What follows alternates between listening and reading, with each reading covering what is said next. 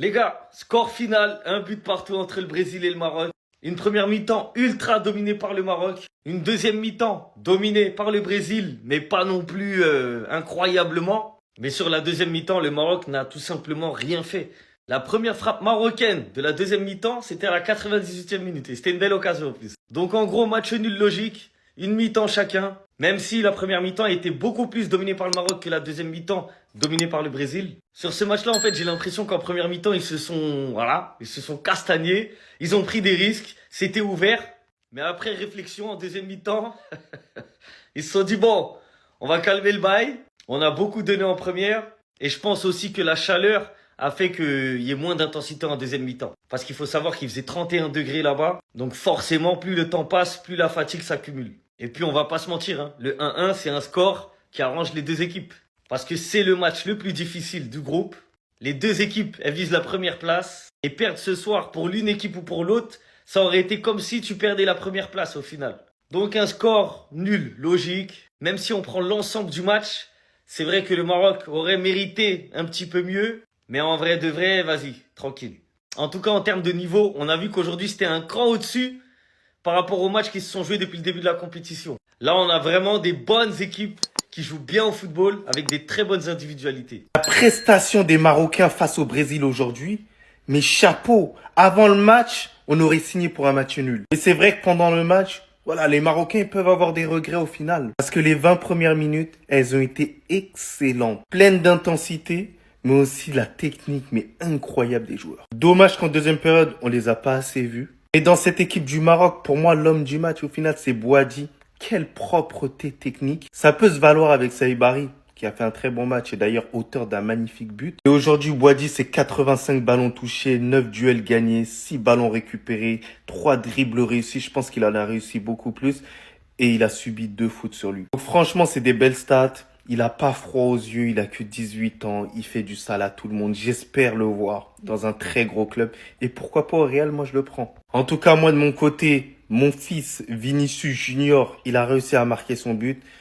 Je peux dormir tranquille, c'est le plus important. En tout cas, l'entrée de ce monsieur-là en deuxième période, elle a stabilisé beaucoup plus le milieu de terrain. Avec tout le respect que j'ai pour Casemiro, ça y est, ça suffit. En tout cas, ce point du match nul, il arrange quand même les deux équipes pour une probable qualification pour la suite. Dans le bien d'un bonheur. Ça, toi, on te cambia. Et laissez-les s'appeler les Brésiliens d'Afrique tant qu'ils le veulent, parce qu'aujourd'hui je savais pas ils étaient de quel maillot, rouge ou jaune. En fait ils sont plus forts qu'en 2022, faut dire la vérité. Comme sur le premier but du Maroc, ça part en contre-attaque.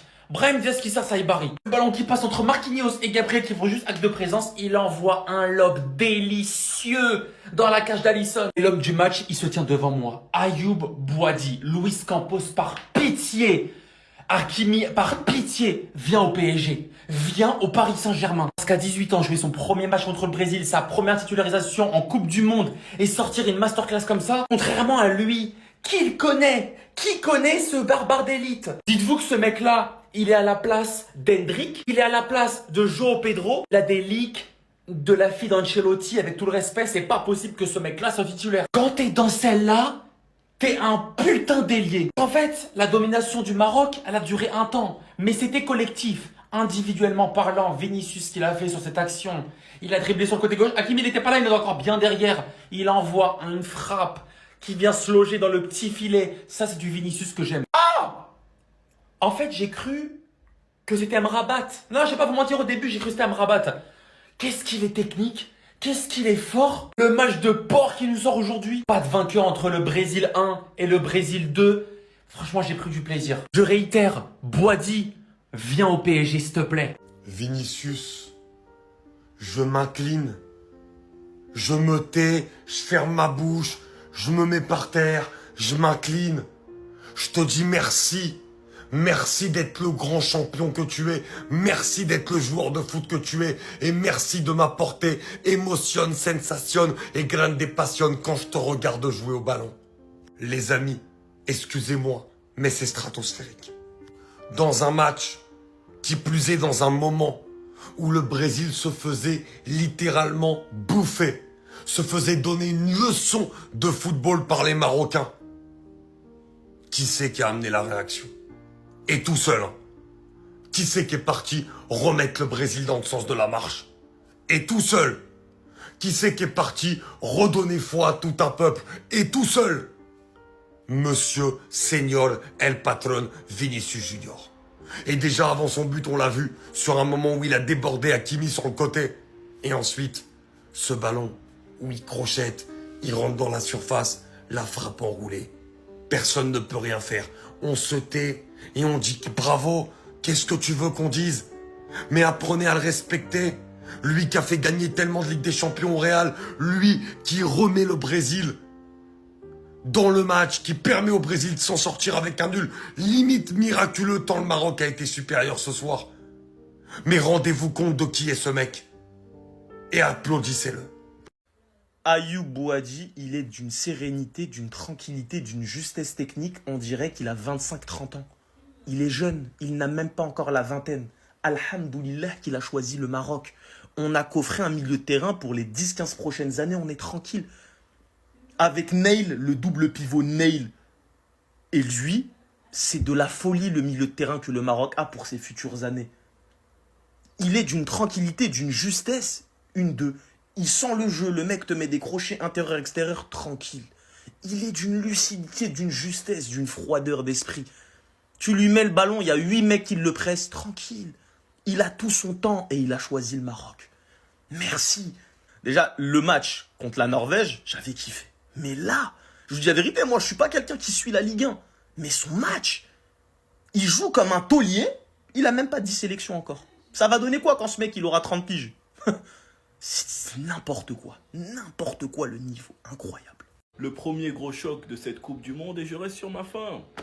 Je reste sur ma faim. Quand j'ai vu le Maroc totalement dominer le Brésil avec plein de Brésiliens remplis de déchets techniques et la perte de balle d'un des milieux, si je me trompe pas, c'était Paqueta. Contre-attaque du Maroc, superbe passe de Brahim Diaz pour Saïbari. Ballon piqué sur Alisson. À ce moment-là, je pensais que le Brésil allait se faire ouvrir car ils étaient pas du tout dans leur match. Et on a eu un grand Vinicius en première mi-temps qui a retourné le match et qui a fait douter les Marocains. Sans ce but d'anthologie, je pense clairement que le Brésil, ils allaient couler. Et à ma grande surprise, en début de deuxième mi-temps, on a vu le Maroc reculer et le Brésil dominer. En tout cas, les deux gros de cette poule sortent avec le match nul et je me demande bien qui va terminer premier, qui fera le faux pas dans les matchs à venir. Mais j'ai quand même trouvé que le Maroc jouait bien mieux, qu'ils étaient beaucoup plus cohérents et plus rapides, qu'il y avait beaucoup plus de maîtrise de la part du Maroc et je préfère même pas imaginer le sale que Ez Abdé aurait fait sur le côté gauche s'il n'était pas blessé. De l'autre côté, on sent qu'Ancelotti n'a pas encore trouvé la recette pour faire tourner cette équipe. Enfin bref, sinon vous les gars, vous en pensez quoi? Ramenez-vous sur Snap Instant, on s'ennuie. Quel joueur, les gars. Quel joueur fantastique. Une dinguerie. T'as l'impression que c'est lui le joueur le plus expérimenté sur le terrain, alors que c'est lui le plus jeune. Dans l'équipe du Maroc, c'est celui qui a le moins de sélections. C'est celui qui vient d'arriver. Mais la manière dont il a joué aujourd'hui, il a joué comme si c'était lui qui était le plus ancien du groupe en fait. Il a perdu aucun ballon, il a maîtrisé le milieu de terrain brésilien à la perfection. Quel toucher de balle, quelle justesse technique. Il n'a aucun déchet dans ce qu'il produit avec le ballon. C'est un truc de fou. L'impact physique même qu'il a, la qualité de passe, le toucher de balle soyeux. Non, vraiment, Ayoub Boadi, c'est vraiment un joueur à en devenir en vrai. Et heureusement même pour lui, pour son bien, qu'il a choisi le Maroc. Parce que s'il avait choisi l'équipe de France, Didier Deschamps n'aurait pas vu tout son potentiel. Pourquoi? Parce qu'il aurait quand même continué à aligner les Rabiot, les Tchouaméni. Alors que, excusez-moi, mais ce mec-là, dans un monde ordinaire, s'il avait joué pour l'équipe de France, il met les deux même sur le banc, hein, honnêtement. Alors oui, je veux bien qu'il soit jeune, etc. Mais qu'est-ce qu'il fait à Lille en vrai? Parce que depuis la saison 24-25, il est poussé de fou. Hein.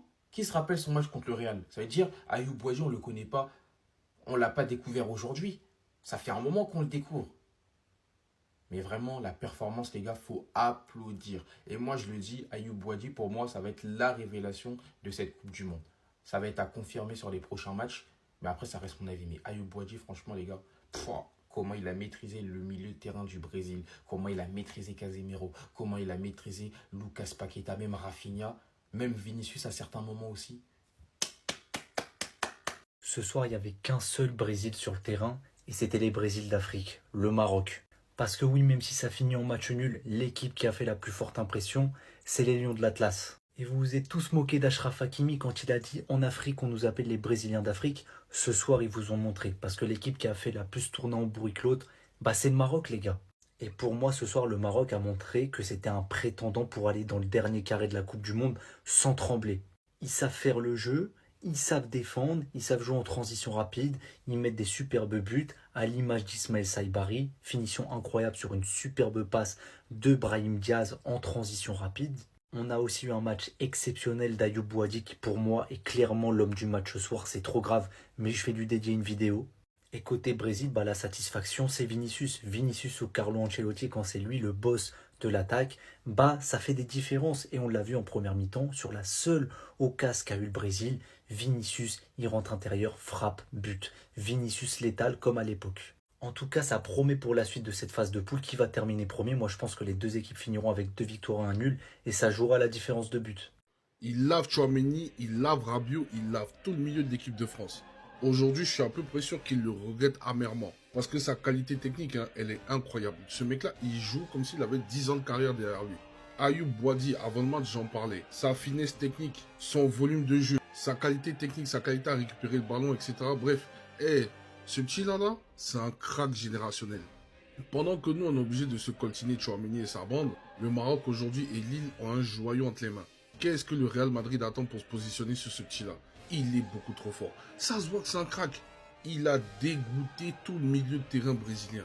Pratiquement à lui tout seul. Après son duo avec El Ainaoui, tu voyais très bien que c'était très complémentaire. Ces deux-là, c'est des bestioles. Ils sont trop forts. Franchement, le Maroc, chapeau à vous.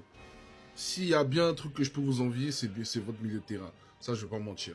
Si on avait ne serait-ce qu'un Ayoub Boadi dans notre équipe, hein, je suis sûr qu'on aurait fait très très très mal. En tout cas, chapeau à vous, chapeau à lui surtout, parce que c'est un putain de crack. J'ai hâte de voir comment ça va continuer pendant cette Coupe du Monde là.